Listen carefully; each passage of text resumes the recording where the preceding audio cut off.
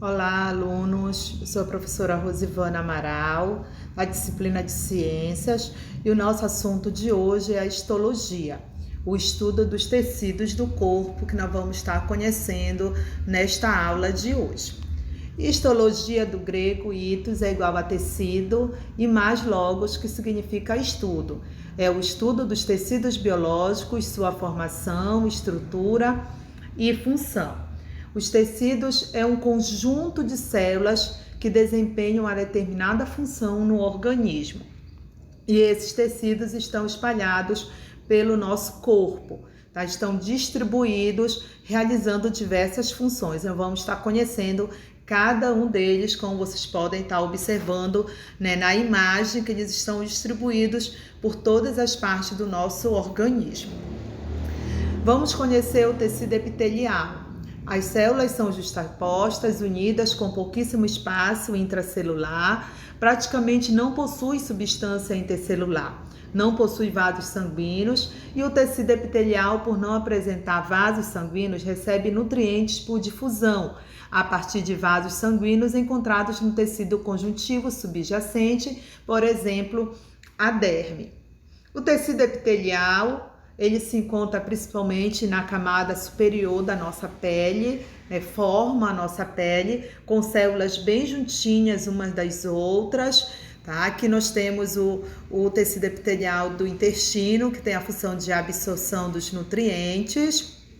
E as funções desse tecido é a proteção do corpo, revestimento, secreção de substâncias, absorção através, por exemplo, do epitélio do intestino e percepção de sensações, né, através da pele.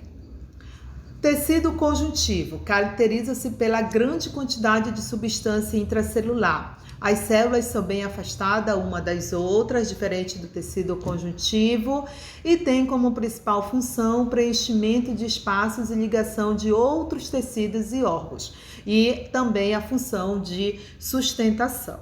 Aqui nós temos a imagem do tecido conjuntivo. Vocês observem que as células estão afastadas uma das outras e existe um líquido chamado intracelular entre essas células. O tecido conjuntivo, ele se divide em outros tipos de tecido. Aí nós temos o tecido conjuntivo propriamente dito, o tecido adiposo, o tecido ósseo, o tecido cartilaginoso e o tecido sanguíneo.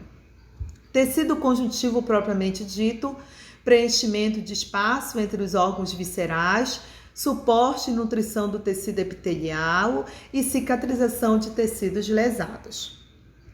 O tecido adiposo, constituído por células adiposas, maior depósito corporal de energia armazenada em forma de gordura, serve para modelar a superfície do corpo, sendo responsável pelas diferenças da silhueta masculina e feminina. Proteção contra choques mecânicos, por exemplo, na planta dos pés, na palma das mãos e nas nádegas. E a gordura não é bom condutor de calor, então o tecido adiposo, ele constitui ainda um isolante térmico para o corpo. Aqui nós temos as imagens do excesso de gordura estocado nos adipócitos, que são as células, que expandem seu tamanho até que a gordura seja usada como combustível. Células adiposas, tá?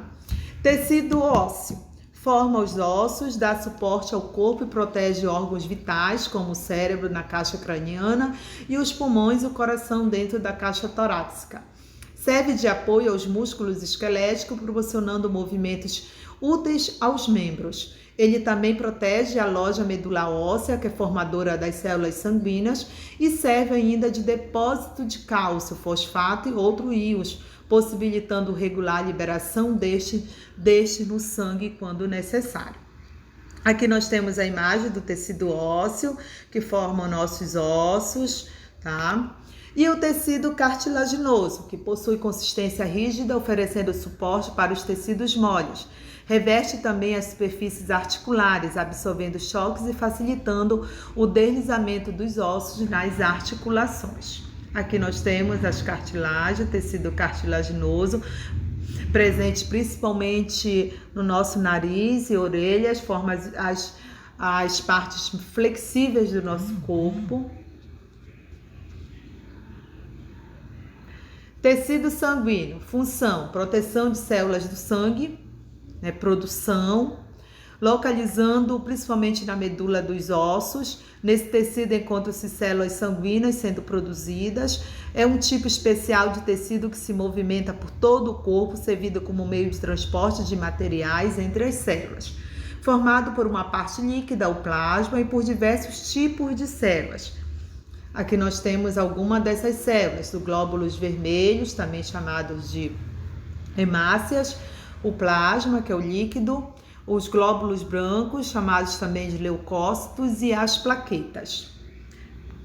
O plasma contém inúmeras substâncias dissolvidas, aproximadamente 90% de água e 10% de sais, sódio, cloro, cálcio e outros, glicose, aminoácidos, colesterol, ureia, hormônios, anticorpos e etc. A formação do plasma. As células sanguíneas são 3 tipos: glóbulos vermelhos e hemácias, também chamadas de eritrócitos. São células anucleadas, não têm núcleo e têm a forma de disco. Função é responsável pelo transporte de oxigênio no organismo. Aqui nós temos as células das hemácias, tá?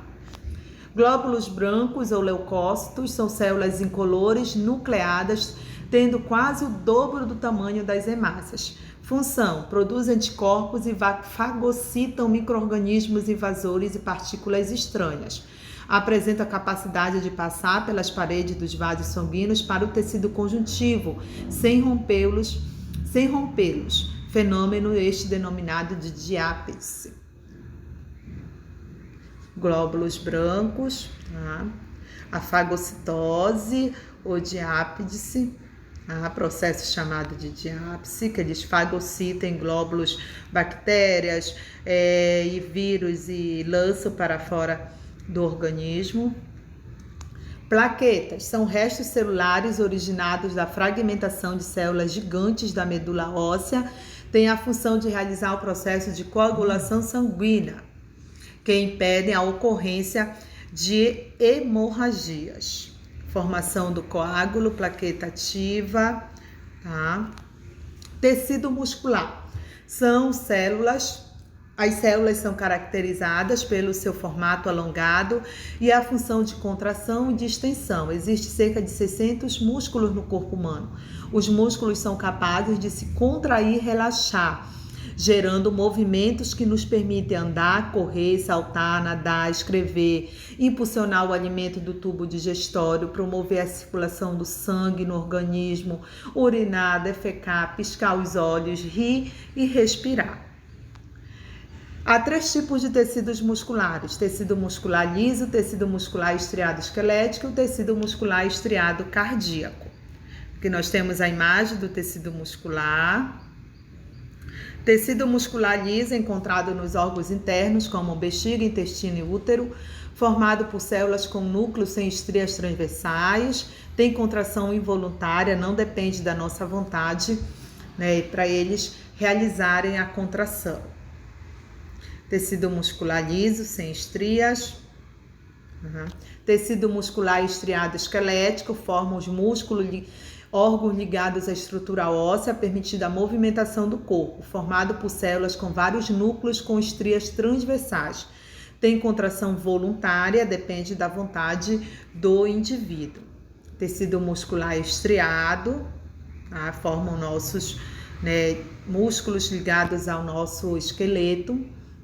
Tecido muscular estriado cardíaco são encontrados apenas no coração, células alongadas, estriadas e ramificadas, tem contração rápida, forte e involuntária, ou seja, independe da nossa vontade, portanto é também contínua, já que uma contração desencadeia a outra e assim sucessivamente.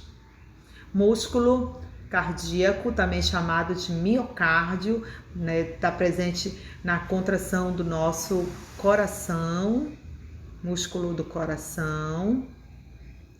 Tá? Aqui nós temos uma imagem, mostrando o tecido músculo esquelético, o músculo cardíaco e o músculo liso, a diferença entre eles. Contração forte, rápida, descontínua e voluntária, o músculo esquelético, o músculo cardíaco, contração forte, rápida, contínua e involuntária, e o músculo liso, contração fraca, lenta e involuntária. Tecido nervoso. As células de tecido nervoso são denominadas neurônios. Os neurônios são capazes de receber estímulos e conduzir a informação para outras células através do impulso nervoso. Os neurônios têm forma estrelada e são células alongadas e especializadas. O tecido é encontrado nos órgãos do sistema nervoso, como o cérebro e a medula espinhal. Neurônio. Principal célula do tecido nervoso é formado por um corpo celular e numerosos prolongamentos. O corpo celular é a parte onde fica o núcleo e dispersas organelas como a mitocôndria. Dendritos são os prolongamentos bastante ramificados que têm a função de captar os estímulos. E o axônio é um prolongamento maior, com ramificações em sua porção final, sua estrutura especializada para transmitir os impulsos nervosos para os outros neurônios. Imagem, né? Um neurônio, né? O corpo celular, os axônios, né? E os dendritos. E a conexão ocorre, né, entre um neurônio e outro. Para a transmissão, né, a principal função é a transmissão dos impulsos nervosos, a transmissão das mensagens captadas pelo nosso organismo. Espero que vocês tenham entendido e compreendido um pouco sobre a histologia, que é o estudo dos tecidos. Tchau e até a próxima aula.